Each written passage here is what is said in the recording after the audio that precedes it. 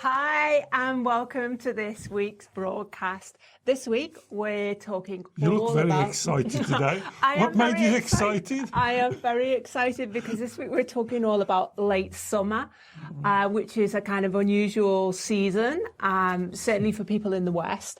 So we're talking about late summer health and well-being and the earth element, which is connected to late summer. So David, why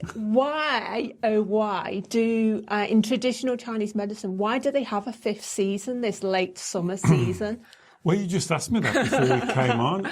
And, you know, I don't know, because if you look at the old Chinese calendars, they only have 4 seasons. And at the end of each season, they have this transitional period. And then in modern times now, it's almost developed that this transitional period comes this time of the year. But in the West, we've got a kind of name for this. I think we call it an Indian summer. Okay, yeah. This time when summer's just about leaving, but autumn hasn't arrived. No. I kind of like this time of year because there's a bit of a dampness in the air, but we're not in autumn yet. There's a bit of a mist in the mornings as over the field. And you still can get really lovely days, but you don't get the intense heat of summer. And it's this transition period, and transition for the Taoist philosophy is a very important time because they teach that we live in transition. Nothing stays the same. Yeah. We're always moving. You know, as one of my favorite sayings, I'm always trying to say to you, this too will pass. Whatever's going on in your life, this too will pass. So remember that, even if it's a bad thing or even if it's a good thing, nothing is held and nothing stays the same. And the earth element or this late summer period really represents that now, that energy of the summer, the yang energy of the summer where it's really high heat and is starting just to wane now and just to go into the yin energy. So the actual, I guess it's say in Europe, because it all vary depending on where you are in the world, but in Europe, late summer period, would you say, is kind of begins in September, beginning of September, runs till the end of September before autumn kicks in? I think you'd have to be careful putting it to precise times and dates. I think it's more being connected to nature and understanding nature, and walking out one day when you're walking out with a dog and you just think, oh, there is a change. There's a change here. You can't put your finger on it. For me, and I think the air. There's a change in the air. And also the smell. It's a more earthy smell. Yeah. And I think Taoism is this idea that we are part of nature, not apart from it. And so if we're living in cities and things like that, sometimes it's very difficult to identify these subtle changes. And the subtle changes of the energy around you. And this is what this element teaching is about, that we are affected by these subtle changes. So being aware of it and acting appropriately, because that's another good term for this now. So I think the Chinese call it too young, is the appropriateness, acting appropriately within the season. Because I was wondering, I mean, certainly if you live in a city, it's, I guess you're perhaps further away from nature and being able to observe the seasons, but even going to walk in a park or going onto your roof terrace where you've got some plants out and you can see the kind of decline and the change in energy, and obviously you can still feel it in the air, can't you? Yes, you can still feel it is in the air, and you can still experience it. Like this morning, I heard as on the news, they were doing this regular yearly things they do where students are receiving their exam results. And it just reminded me this morning that this is very much the time of the earth period, as when you're receiving the harvesting the fruits of your work. So students have been working hard, perhaps for years and years, and now they've sat the exam. This is very yang to sit an exam and all the excitement.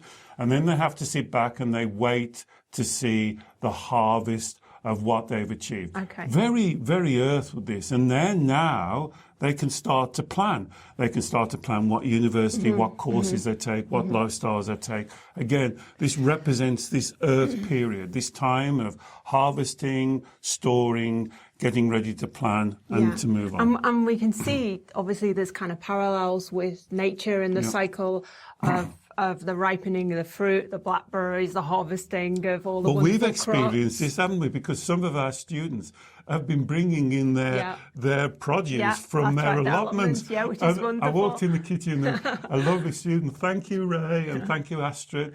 They bought us this big basket of all these wonderful things, beetroots and marrows and potatoes and runner beans. And the counter, our counter, was full of all this wonderful stuff. It is lovely.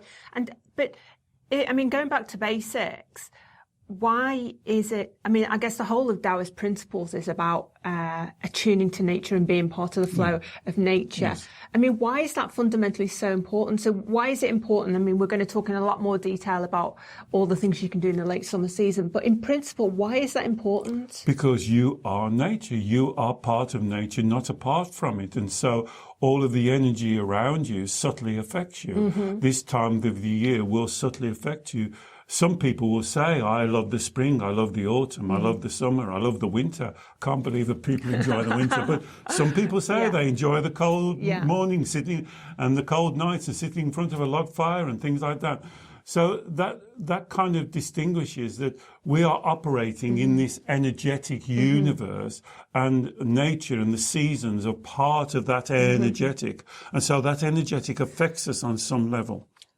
So if we attune to the seasons, then we're more likely to be flowing at our optimum in terms of our physical energy levels, our emotional energy levels, spiritual energy levels. And so the teaching would be that we would be in our Wu Wei. Remember, every week, Wu Wei is like a river. So this is the time now to start readjusting, to start enjoying the fruits of your work. This is the time as the night's slightly like drawn in, so all that stuff that you've been wanting to do, perhaps a book you've been wanting to finish, or something you've been wanting to write, or letters or contacts you've been wanting to make.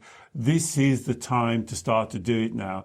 There's a translation of a Taoist saying is, you can't start a new chapter while still reading the last chapter.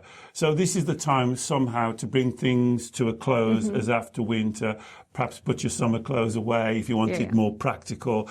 Perhaps this is the time now to think about, your heating bills and and making sure you've got your coal in and your logs chopped up. This is the time of the year to do that. But we're not talking about encouraging kind of complete inactivity, because that is not good for the earth, because the earth is still about doing stuff, the earth season, but it's just being mindful of this period of transition. Well, you can relate that to the produce that was born in. You don't work hard to plant the seeds, grow the stuff, and then just leave them to rotters in the ground. You can't do that. And so this is the time now to take advantage of the work that you've been doing. So, for instance, this is a great thing. If something's been on your mind for the last 2-3 months, I'd love to do that, or I'd love to try this, or why not? This is the time to do it now. This is the time to get it started, to get that energy moving, to start to harvest and reap of the things that you've been thinking about and things that you've been doing. And going back to this idea of connecting to nature, and very much about connecting to the earth, and one of the concepts and one of the teachings for this season is all about this idea of grounding or earthing. I mean, there's a lot being said about that. We've been asked a few questions on that through the media. It's been this kind of, I guess, the practice of grounding or earthing has become quite popular. I think some celebrities have taken it up, but it's an ancient Taoist practice. It's really important. I mean, what is it exactly? Grounding? What does that mean? Well, I think it goes on to what we've normally say. The characteristic of the mind will want to overstimulate, to keep you busy, to be thinking about what is, what could, what might be, what you should have done. And it kind of gets you whipped up and gets you carried away. And your energy's all up here, and your thoughts the energy's all concerns up in the upper, the Chinese call it the upper jowl, the upper part of your body. Yeah. And really what grounding is about as understanding you're more than your mind, you're more than your thoughts, you're more than your intelligence. That's an important part of you, of course. But you're more than that. You are greater than that. So grounding yourself means that you're coming more into your body, into your energy, connecting with the energy around you. You know, and remember, I mean, we do this as all the time. The Chinese have got a move that they call Wu Ji, being part of nature. That's a qigong position. A qigong position, just standing quietly. It's one of the easiest positions to practice, but one of the most powerful. And that's the feedback I get from my students. That if you can just stand quietly, drop your shoulders, find the center line, bring your head into a balance, check your breathing, bring your breathing deep into your abdomen. And then in a funny way, you start to reconnect to those parts of the body that sometimes you ignore and you don't listen to. I'll tell you a good time to do this around this time of the year is when you're eating food. Sometimes people eat and they're not listening to their stomach when their stomach is telling them, enough, that's enough. And they'll carry on and they'll finish the plate of food when really they could have finished a long time ago. Okay. So what you're saying is grounding or earthing yourself is about connecting to your body, the rest of your body mindfully, not just being overly focused on the ruminations of your mind and what you're thinking about. And that can be done by being mindful of whether you're eating, cooking, but also the practice of grounding can be done when you're standing in, say, a Wuji position. Yes. That's again connects you to what's going in your body. You're standing quietly, but this standing position, which can be done outside, is best if it's done outside in nature, but it can be done inside. It probably is best to do it if you want the optimum time. It's in the middle of the woods when you're walking the dogs. Go and stand by. I tell you what this would be like. It's like tree hugging. Yeah. So, standing with a tree and being part of nature. Yeah. And people laugh about that, but when I used to do that as on the retreats, people used to be very cynical about tree hugging, especially the men. They used to say, oh, I can't stand there. But you'd be amazed, if you stand there and just put your arms around a tree and close your eyes, the energy of the tree, the energy of nature around you can be very disturbing, to be honest.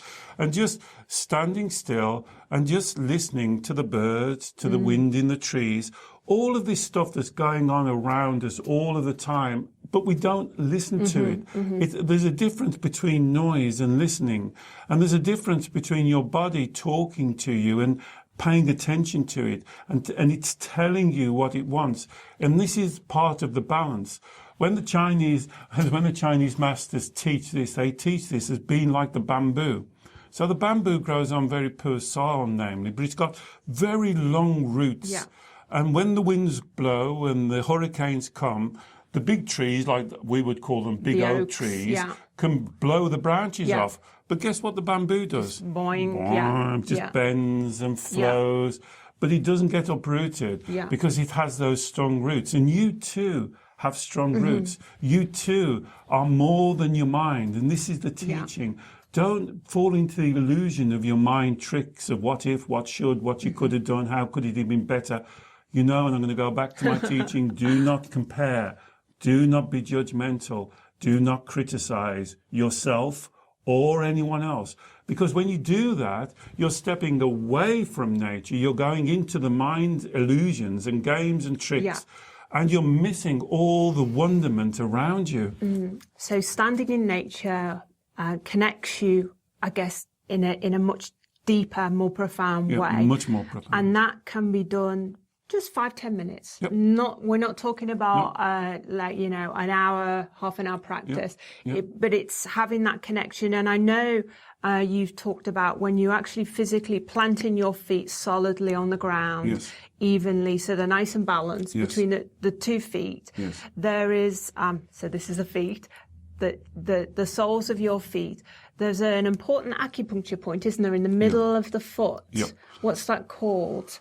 Yes, so if you're standing, and don't think you only have to do this in nature. Nature is probably better, but you could do this in the queue at Sainsbury's or Tesco's. It's just to stand and put the weight of your body between the heel and the ball of your foot, and spread your toes out so you're a little flat-footed. And as Alex said, on the sole of your foot. So if these are your toes and this is the sole of your foot, there's an acupuncture point. And the English name, the translation I really like, it's called bubbling spring. Yeah. Imagine a bubbling spring. And imagine you're standing over two bubbling springs and you can send the roots of your energy down. Now, don't be restricted to send them down a couple of inches. You could send them down miles. Yeah, and that's a visualization. And what that does, it brings the energy out of your head and your thinking and brings it more down, grounding you, bringing you down, rebalancing you, bringing the energy down. And it's a wonderful way. So imagine, standing in the queue at Tesco's, and instead of going, oh my God, what time is it? Just to close your eyes for a moment and breathe and just send those roots down.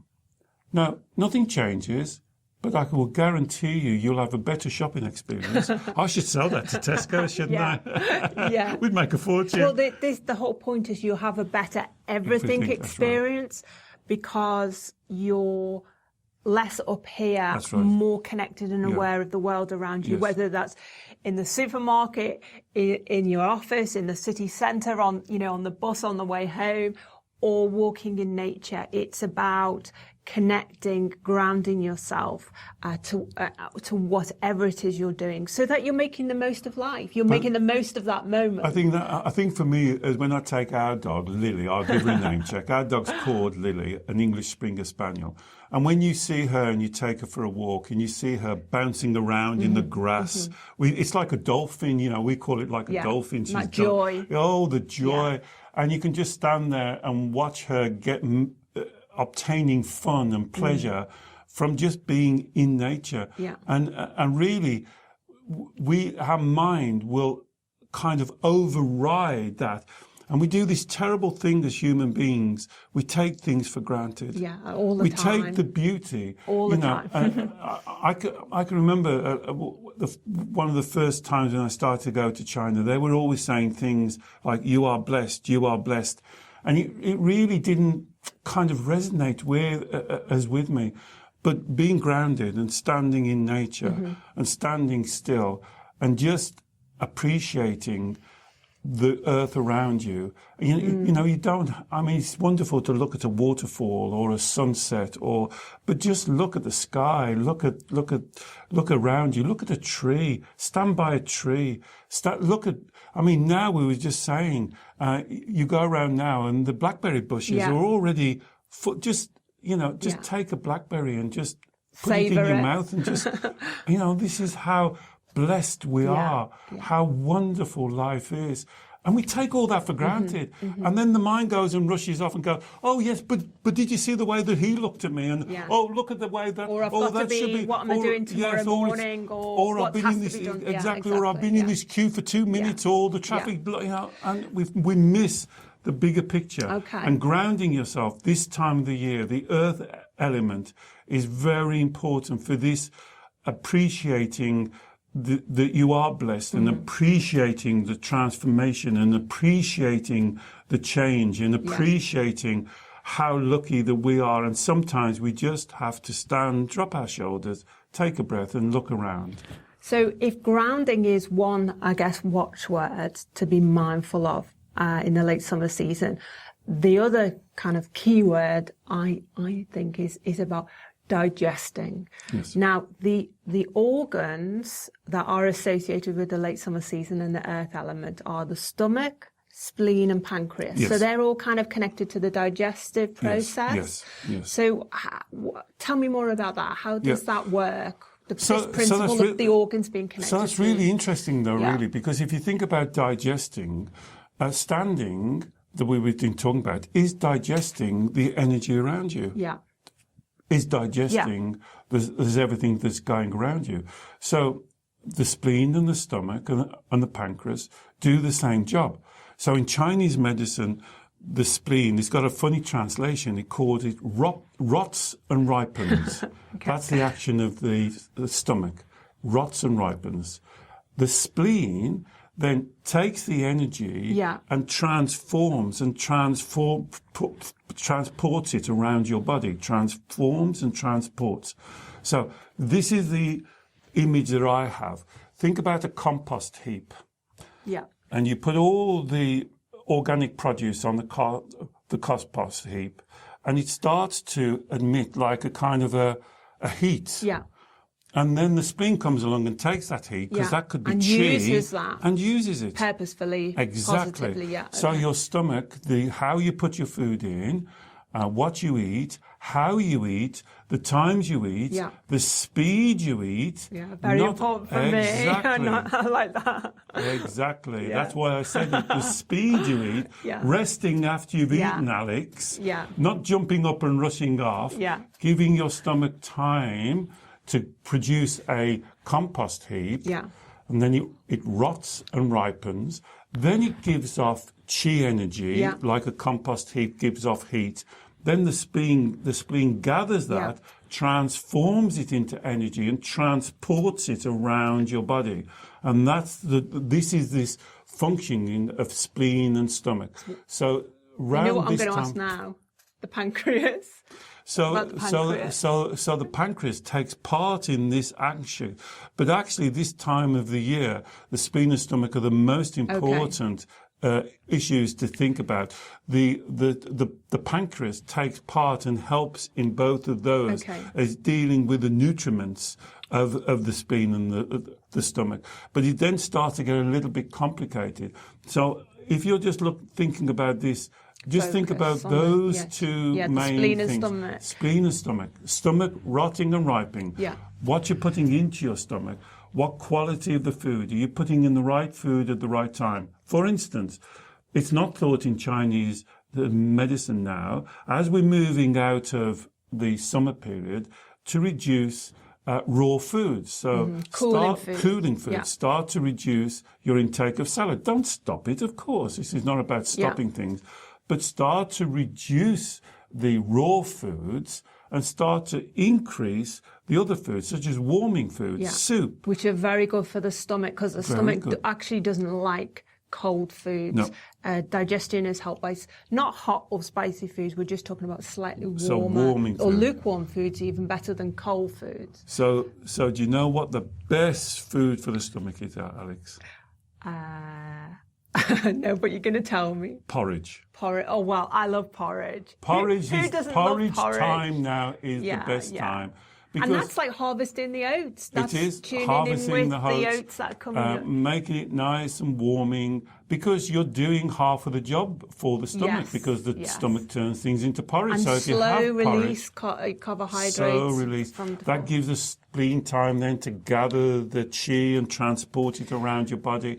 This is the time for squashes and soups. Again, seasonal foods. Absolutely seasonal foods. This is a time for all your root vegetables to be using, and to make those casseroles and the slow kind of casserole foods and things like that. This is the time of the year that you can really support the spleen and the stomach and the pancreas, because the pancreas will take the nutriments out of that good quality stuff that you're giving in there. And I believe that this is... You've been reading the books, haven't you? This is a good time of the year for sweet stuff, but not the sweet stuff that I like. We're not talking about cakes. No. But eating, again, a correct balance of some sweeter foods also is good for supporting the energy of those organs. So the stomach really loves sweet food. But not artificial sweet. But this is interesting, you see, because this is why a lot of ladies do like sweet food, because when you go through your menstrual cycle, one of the organs that are affected, two of the main organs that are affected are your liver and your spleen. Okay. So when the spleen is affected, going through your menstrual cycle, that's why a lot of ladies will really be craving sweet stuff to satisfy the spleen. And I know what that's like, So this time of the year, it's very important to balance up your sweet stuff. But as you say, don't fall into the trap of eating too much chocolate. What you'll be looking for, really, a great example is something like a pear. Or peaches. Peaches, yes. Peaches and pears. So think about the difference between the taste to you of something like an apple, which is the grapefruit. A bit more sour. And a pear. And you're looking for that sweetness. And you'll find a peach or a pear much more satisfying this time of the year, because that will really please the spleen. And so if you do have cravings, for the ladies that are listening here around menstrual time, try eating more pears and peaches and bringing a better sweetness into your diet. But also, it's not just about eating the kind of obvious sweet stuff, and certainly not, we don't want to be eating loads of fruit, because that can also tip your blood sugar levels out. Absolutely. Nuts and seeds are actually classed as sweet, aren't absolutely. they? And obviously nuts and seed, again, very wholesome if eaten in the correct balance. But we're so lucky now, because all you have to do is to go onto Google and type in Chinese quality, I think they call it the quality of the food. It'll give you a list of what it calls sweet and sour and warming and cooling food. So this is the time now to start to look. But you know, when you read these lists, you know what you always think? Well, that's obvious. You know, it's obvious to eat porridge now. We ignore the obvious. That's what I said. This is why being grounded and listening, I say this to your people. intuition. To your Connect intuition. to what is intuitively you think is a good thing for you to eat. And that's grounding. And that's grounding. Yeah. Because you say to people this type of thing, well, this is the time to eat porridge. And they go, yeah, I really love porridge as well. Makes sense, doesn't it? And they say, well, but do you do it? And they go, no. Well, and a lot of people skip breakfast, and that's the worst thing you can do for your stomach, and because you've got to get everything slowly moving. So I told you what I was saying, didn't I? Like this week was when we was answering a comment for a reporter. Do you remember what it was? It was eat like a breakfast like a king, lunch like a prince, was it? And dinner or supper like a pauper. Yeah. So that's breakfast like a king, lunch like a prince, supper like a pauper. So eat your food earlier on in the morning, and it gives your spleen and stomach chance to digest, to transform, to get the best thing from it. Yeah. Now, if you think about it, a lot of us do it the opposite way. We will then be eating our big meal at 7 or 8 o'clock at night, which gives the stomach and the spleen least time. This is where you put on your weight, because the stomach can't do the work, because then you wait for 2 or 3 hours and you're going to bed, and then everything dies down. So think about just making these little changes, you know, just making these little adjustments, because remember, we're always talking about this pendulum. So you don't go too far one way, but you don't go too far. You can go too extreme on anything. Way. Yeah, absolutely. And I want to kind of end on talking about the emotional side of things. You know, if I know since I kind of got to know more about the spleen as an organ, and I know if my spleen goes out of balance, not only can I feel like grotty in my kind of digestive system, but it so badly affects my mood. It makes me really grouchy and irritable if my... No, you're grouchy all the time. Yeah, well, that's my excuse. My spleen's out of balance. But if we don't kind of get the correct balance with the energy for our organs and our physical energy, it can have such a knock-on effect on our emotions. And so for the earth element, so each of the seasons in traditional Chinese medicine is connected with a particular emotion that if you move out of balance in that element, the idea is, well, the concept is you will tip into an extreme emotion. So for earth, it's worry and anxiety. Is that right? If the earth element goes out of balance? Well, it's just a little bit more complicated than that. So the Taoist teaching is that at this time of the year, you have to be more concerned and focused on the concept. The translation goes into English as overthinking. Oh, okay. So this is particularly the time of the year. If rumination. Rumination. So it goes back to our teaching. You are the controller of your emotions. Okay. Yeah. There you are not the victim. The food doesn't make you worry. Yeah, of course. It's not that. What it's saying is this time of the year, if you're not aware, you're more liable to overthink and therefore worry and therefore be anxious. So this is very important. You are still in control. You are the creator. Yeah. What it's saying is this time of the year. So as we would say, let me think of something. It's more likely to snow in January than it is in June. So you've got to be more careful if you're driving a car. This time of the year, you have to be particularly careful on what you're thinking because it could be very much easier for you to ruminate, to start to overthink about the past or the future. Past, the future, and worrying about what's going to happen, scenarios. Yeah. Particularly like a chess game, thinking of what is, what could be, what might be, what should have been, what I could have done better.